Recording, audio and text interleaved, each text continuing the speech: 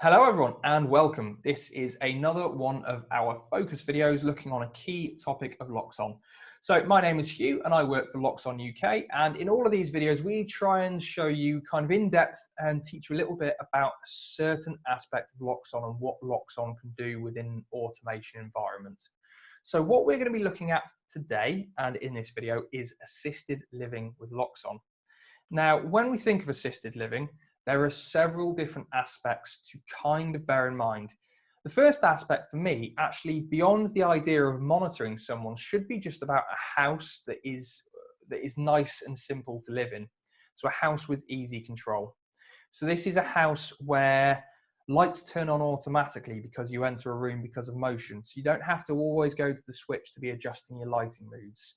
Where lights turn off after you, where when you go to bed, you can do simple actions like a triple click of a switch and the whole house will turn off. So you don't have to remember to run around the house. Now, these are all things that we talk about anyway in Loxone and with Loxone for a smart home system.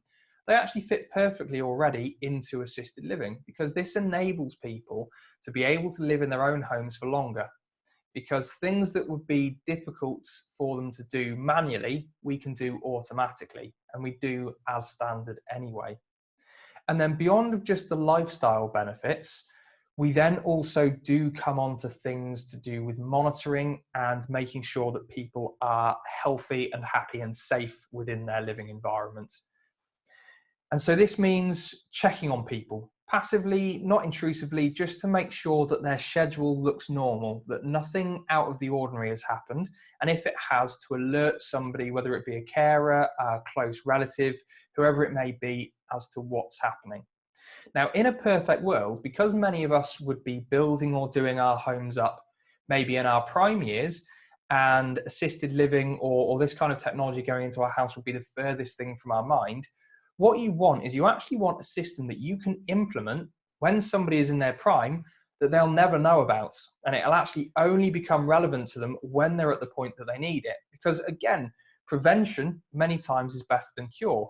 Do we want to wait until somebody is at a point where they need these things and need this technology to add it in? Or do we want to put something in from the very beginning? You know, even if well, I'm in my late 20s, I don't need it yet, but let's put it in my house. If it works correctly and it works exactly as it should never cause any issues until the point where I am elderly and I do need it. And so that is kind of the things that we're going to be looking at in today's webinar. And so these are the things that we can achieve with assisted living in Loxone. We can look at passively monitoring somebody. We can promote their independence by allowing them to live more simply in their own homes. We can improve their confidence and their quality of life, especially for people with disabilities, by again taking difficult forms of interaction in their home out of their hands so that they, where possible, don't have to interact with them. But if they do need to interact with them, they can always use a good old trusty device with simple to use buttons. We can manage potential risks, visual reminders for memory recall. A great example would be somebody that's hard of hearing. If their doorbell gets pressed, making the lights flash instead of the music system or a doorbell going off, so that they can then realize that somebody's at the door. So all of these things, we're talking about more than convenience, but peace of mind and happiness in your home. And so to get on with config and to look at this in there instead, this is just an ordinary config file for an ordinary house. And what I've done in here, just to get started, I've just pressed auto config. So I've got a bog standard config file. I've pressed auto config on, which you can see is giving me lighting and heating. I think I put NSC co-touch in there for access control as well. Haven't put any music in. I just thought I'd keep it as simple as possible. We've got burglar alarms, fire alarms, water alarms, and overview blocks. So just a general config file. And then what I've done is I've just created an extra tab called assisted living. Now for me, the assisted living functions outside of everything that a smart home does normally should be about monitoring somebody and making sure that somebody is okay. Now let's think of one of the first examples of that. My mum, I can pretty much recite her routine off by heart in the morning. She gets up when the dogs wake her up. usually around 6:37 in the morning. And then the first thing she does is make herself a cup of coffee. That means I can guarantee that every day of the week, doesn't matter whether it's a Monday, whether it's a Sunday, whether it's a bank holiday, by 7:30 a.m., my mum will have made herself a cup of coffee. And if we know about those things and we can think about those things to work, the first part of it is we can actually create some bespoke logic around that. I could, for instance, stick a smart socket air. So I could take one of our lovely smart socket airs. That's going to be on the kettle. Losing my words today. So smart socket plugged into the kettle that would be in the kitchen. And as we all know, our smart socket has a power input, a power sensor from an energy meter. So we could take that, we could put it through something like a threshold switch. We could set that threshold switch to turn on at whatever amount of power our kettle needs, probably just a few watts, and then to turn back off again when the power drops. And then we could take that output of a threshold switch and say, you know, into something like an AND block, and say that if the kettle isn't on, so we could invert that, and it's, I don't know, maybe a pulse at 7 a.m. Obviously, you'd need to think more about this, you know, for the actual use case of it. Or 7:30 a.m., whatever it may be. I could even hold that pulse from, let's say, 6 a.m. because she can go and make herself a coffee from any time between 6 and 7:30. I could put that in a switch off delay, and I could compare that against whether the kettle's been on or not. And if it hasn't, I could trigger an alarm. So that is the first part of passive monitoring, is actually knowing someone's exact routine and trying to come up with scenarios around it where you can get monitoring if they don't adhere to that. And the second part of passive monitoring is just looking at things that we would expect to happen for anyone in any house. And we've actually developed a new block specifically for this called the AAL Smart Alarm. And what this block is designed to do, if I just dump it on the page, the first thing that comes up is a list of all the motion sensors that I have in this house. And as you'll see, it's included the room type there. So in Loxone config, we have the ability of setting different room types: recreational rooms, thoroughfares, bedrooms, other, etc. And those room types play a big part of the AAL Smart Alarm. If I just leave all of these ticked and press OK, so the block goes green, and we take a look over at the parameters, the parameter of this block is dead simple. All of the parameters are based around times. And specifically, these 3 times are times in minutes. And what this block does is it's actually looking for motion being detected in certain room types within certain time periods.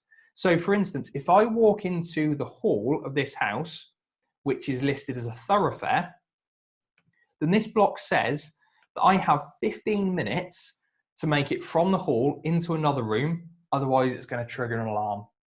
Now that makes perfect sense, because what is the point of a hall other than to walk from one room to another? If I'm in the hall for 15 minutes or longer, it generally means one thing: I would have fallen over and hurt myself. And then we've got those parameters for each room type. So in a standard room, so a recreational room, we've got an hour. Because even if we're sat down watching TV, the likelihood is, especially in our elderly years, that we would be getting up at least once an hour to maybe go to the toilet. So we'd be re-triggering that motion sensor at least within that time period. In a bedroom, it's 420 minutes. My maths isn't good enough to tell you how many hours that is, but essentially however long you sleep for on average, you would set that as your time in the bedroom. And so this is how the AAL alarm works. It is simply motion sensors linked into it, and then you set the time in each area. And then the only extra bit to do is if you want any outputs to trigger, and if you want any inputs to either trigger a manual alarm or to pause this smart alarm for any reason. So let's look at the inputs to start with.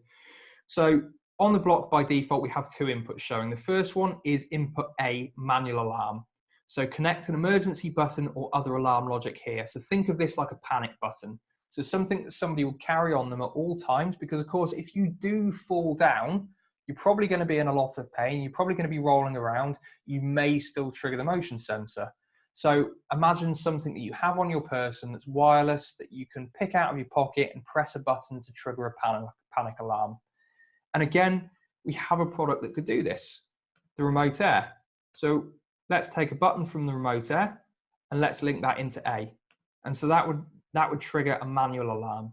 So I could pull that out of my pocket, press the button, and the smart alarm block would go off. And then the second input that is shown on here by default is L. L is for leaving home. So for as long as this input is held on, this block is deactivated. And that's because we might go for a walk in the park, we might go to the shops. There's several reasons that we would leave the house, and the last room that we'd be seen in would be a thoroughfare, and it would be expecting to see us within 15 minutes. And so on the L input, we can put in any logic that we want to say that we've left the house. Now again, if we do have things such as an NFC code touch, the most logical way of doing that would be with some logic like this, which I know may look a bit complex. It's actually quite simple what it does. This is logic that AutoConfig has given us, providing we have a thoroughfare with a switch in it and provided we have an NFC code touch. So this is a switch block in which leaving the house, so a triple click from a thoroughfare turns the switch on, and an authorized access through an NFC code touch turns the switch block back off again. So dead simple, triple click to leave the house, NFC code touch to come back in. And then what it does is we've got a bunch of memory flags that go off to other parts of the system to do things like lighting and heating, but we also have two operating modes, an at-home and an all-out operating mode. And if I simulate this now for you, you'll see that when we're at home, the at-home operating mode is on. And then if I triple click, you can see that the at-home mode comes off and the all-out mode goes on instead. So dead simple. So all I need to do is I need to take this all-out operating mode and I need to put that on the L input of my assisted living alarm. So assisted living, all-out operating mode, and that goes on to L.